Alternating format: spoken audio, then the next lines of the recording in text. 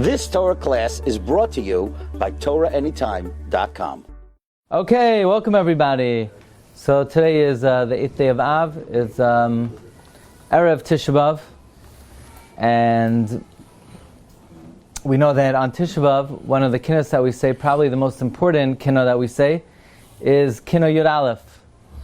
Kinno Yud Aleph is the Vayikoinen Yirmiyahu al Yoshiyahu. The lament of Yirmiyahu for the death of Yoshiyahu HaMelech. Yoshiyahu HaMelech, the Navi says there was never a king like him who returned Klal Yisrael b'chol lev v'chol nefesh. We know that Yoshiyahu was the grandson of Menashe, and Menashe eradicated the belief of Hashem throughout Israel. He proliferated idolatry throughout of Israel, and his son Ammon also continued that practice. But Ammon was killed by the palace guards, and Yoshiyahu was a young boy when he took the throne.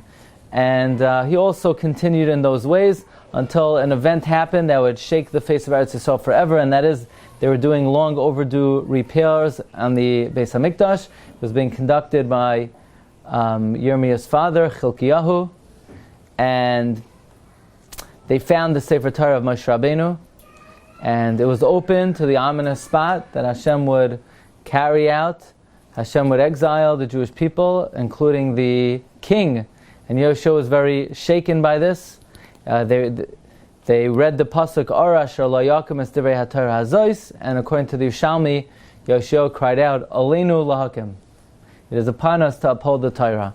And he set out a great campaign to eradicate Avodah Zarah throughout Eretz Yisrael, and he was mostly successful.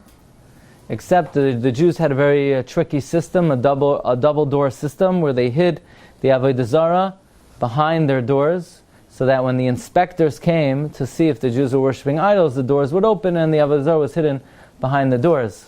Meanwhile, Yoshiyahu gets word from Pharoh Necho in Egypt, that Pharoh Necho wants to travel through Eretz Yisrael to wage a war. And Yirmiyahu and Yoshiyahu HaMelech did not want to let him travel through Israel. He did not want to give him safe passageway, because of the fact that the Torah promises that when the Jews fulfill the will of Hashem, no nation will travel through your land, even for the sake of peace. Lo savar cherev ba'artzachem. Right? It says in before the Teichacha that when Klal Yisrael is on the high madrega, lo savar cherev ba'artzachem. Certainly, it doesn't mean no nation will attack you. It means no nation will even travel through Eretz Yisrael to wage war against another nation. And Yoshiyahu, to some degree, naively thought that he had thoroughly eradicated Avodah Zarah in Klal Yisrael, when in fact there were still, as the Kinna describes, the late Sanei Hadar, who were still worshipping idols. Yirmiyahu told him he's making a big mistake not to let Pharoh Necho through Eretz Yisrael.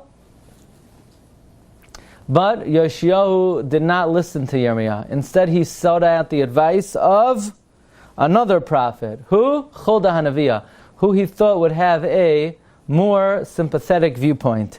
Which, by the way, Marv Rabbi is a mistake that we make until this very day. I'm not going to ask a God of Yisrael, I'm going to ask my rabbi. I have a certain issue, I know who to ask. Can't ask anybody. Not everybody is equally qualified. You have to ask a recognized Poisek Shaila. You can't just ask somebody, he learned in yeshiva and he has smicha. Ki'ilu, that means something. Ki'ilu, that has value. The smicha. There are many Gedolei Yisrael that still they're working on their smicha. Okay, so, and Yoshiyahu HaMelech did not ask the right person, and he asked Chulda instead of asking Yirmiyahu, and ultimately Pharoh Necho came through the land, and he pierced his body. He shot at him with 300 arrows and pierced his body like a sieve. Now I'll tell you the truth. I always thought, historically, that the following took place. Pharoh Necho was seeking passageway through Israel. Egypt is the southwest of Israel, and he was headed toward Assyria in the northeast. I always figured he was going through Israel to attack Assyria. After all, Assyria was the reigning power in the region. But my good friend Rabbi Sendik from Forest Hills gave me an amazing sefer called Uncovering Yirmiyahu by Rabbi Yehuda Landi, translated by Harav Chaim Sendik, who's a Matorgaman Mumcha, who's an excellent translator. And I was reading this book, and I learned something very new, that based on archaeology, it would seem that this is not exactly what took place. Again, I'm not into archaeology, if it in any way challenges the simple interpretation of the Navi. But the truth is, the Navi does not explain exactly what took place, and I don't think there's any contradiction at all. So here it goes. Okay? So I'm going to read to you a little bit. This is page 51 on Uncovering Sefer Yirmiyahu, translated by Reb Chaim Sendek. Okay, it goes like this. Translate it again. In order to go behind the scenes and try to understand the military objectives of both Pharoh and Yoshiyahu, we refer to material from Babylonian chronicles. Now you ask, what are Babylonian chronicles? That's why in footnote 26, chronicles are brief sequential records that describe the main historical events pertinent to a particular kingdom. Okay, from the simple meaning of the words that he was going, listen to the pasuk. It says, in his days, Pharoh Necho, king of Egypt, went up upon the king of Assyria. So I always thought, Alu el Melech Ashur means he went up in war. I mean, how else would you interpret that? To the river Euphrates, and King Yoshiyahu went out against him, and Necho slew him at Megiddo when he saw him. Okay, however, from the simple meaning of the words El Melech Ashur in the pasuk, it would appear that Pharoh Necho is going to fight against the king of Ashur in the vicinity of the Euphrates. The Babylonian chronicles, however, portray a completely different picture. That's not what happened. The Babylonians and the Medes had already joined forces, as mentioned, to fight the Assyrian forces. So you have to understand what was happening. Assyria was the reigning power. However, Babylon was gaining momentum, and they joined forces with the Madai to attack Assyria. Now, what was the capital of Assyria? Nineveh. Now, okay. At the time of the battle of Yoshiyahu and Pharoh Necho, the collapse of the Assyrian Empire was in its final stages. In the capital city, Nineveh, it had already been conquered and destroyed 2 years earlier. So think. Pharoh is headed northeast toward Assyria. The Assyrian capital had already been destroyed 2 years earlier. Who was it destroyed by? By the enemy forces. Ashur Ubalet, the last king of Ashur, escaped Nineveh and fled westward. What's west of Nineveh? Haran. In an attempt to hold on to the remains of his kingdom. The Babylonian king pursued him there. Who is the Babylonian king? Don't say Nebuchadnezzar, he's not around yet. The father of Nebuchadnezzar is Nabopolassar. He pursued him from Nineveh to Haran. So now, the king of Ashur, whose name was Ashur Ubalet, was retreating to Haran from Nineveh. Pharoh Necho was coming to bolster the efforts of Assyria to fight Babylon. Why? Now you should know, Pharoh Necho and Assyria were mortal enemies. Because earlier they had other wars. They had fought earlier. But listen to this. Pharoh Necho decided to venture to the Euphrates to assist the Assyrian king in his fight against the Babylonians. That I never knew. I thought Pharoh Necho was going to attack the Assyrians. He was going to bolster the efforts of the Assyrians. Why? To say that the prior relationship between Egypt and Assyria had not been friendly would be an understatement. Egypt had suffered from Assyria's conquest led by Asar-Chadon, son of Sancherib. And Assyrian domination of Egypt continued into the days of his son, Ashur-banipal. I don't know what his parents were thinking, but okay.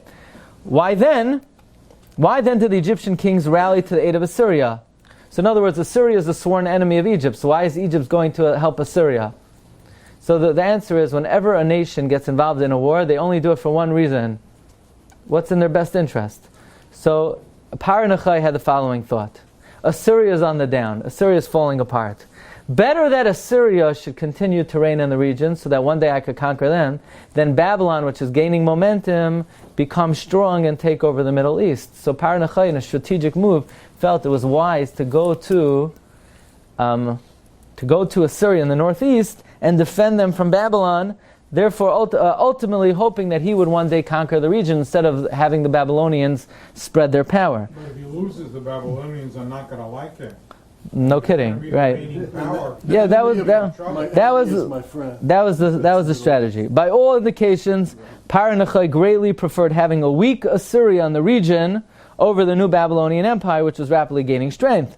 Safe patches through Eretz Yisrael and Syria would also pave the way for Paro to take control there in the future if Assyria were ever to be eliminated, as it was eventually. From these sources we learn that when the Pasuk says, in his days Paro Necho went up upon Melech Ashur, that Paro is going to aid Melech Ashur. Josephus writes similarly. Okay, that's so again, if this is consistent with the Tanakh, then we go with it. If it's not, then we'll have to deal with it. Here's the big kasha, though. But I think there's a very simple answer. Another significant revelation emerges from Babylonian Chronicles, and I know you're probably bothered by this last night. You remember, you read in the Babylonian Chronicles that Necho's father, who is he? Pharoh Psamtik I, had already traversed Eretz Yisrael to wage war against the Babylonians 7 years earlier. And what was Yoshiyahu's reaction in the time when Paro Psamtik I wanted safe passageway? He didn't get involved. He didn't try to stop Paro Psamtik and the Egyptian forces from crossing Eretz Yisrael. So the question is, what changed now? Why now did Yoshiyahu not let Paro Necho through, and earlier he let his father through? So the second teretz in the book, which I'm not inclined to agree with, is that Paro Necho's campaign took place in the first year of his reign. So Yoshiyahu thought to stop Paro Psamtik, that he can't do. Psamtik was already an established king, but Paro Necho had just ascended the throne, and he's a novice king, so he would be able to stop him. No, that's not the answer. The answer is very pashut. The answer is what the Kinnah says, and this is the first answer given here, and that is that why wouldn't Yoshiyahu let an enemy? Why wouldn't he let Paro pass through the land peacefully? The answer is because he held that when the Jewish people are doing the will of God, God promises that no nation will even need safe passageway to wage war against another nation. So in the beginning of Yoshiyahu's reign, the Jewish people were idolaters, so he could not demand that Paro Necho not traverse through the land. But now, as we mentioned, Yoshiyahu thought that the Jewish people had eradicated Avodah Zarah, and because of that, he insisted that Paro Necho not be allowed passageway through Eretz Yisrael. Then why would Yirmiyahu give permission to do it? If Yirmiyahu knew the halacha, Didn't. He didn't. So Yirmiyahu told him he should let him go. No, he told him not to let him go. Choldai told him not. Choda told him to let him go. But Yirmiyahu said, how the Choda was a true Navi? How did you go against them? He told them to be Hashem. How does Hashem say to him, they don't fool the It wasn't a clear. Every Navi sees it according to their Sharash HaNeshama. He felt that since she was a woman, she would have a more sympathetic view. The Gemara even says, the Gemara questions how Chulda was allowed to prophesy if Yirmiyahu was around, and the Gemara, Yirmiyahu was out of town, and Chulda was related to him, so maybe he didn't mind. It's a discussion in the Gemara. Here Rabbi says, so here are those are some archaeological insights into the episode of Yoshiyahu. Now, what's interesting is that ultimately Paro Necho shot Yoshiyahu. Now many think that somehow in the course of battle, Yoshiyahu was shot. The truth is that even before the battle began, even before the battle started, Paro Necho had already shot Yoshiyahu, and Yoshiyahu went down right in the beginning of the war. So it was not a long fought war.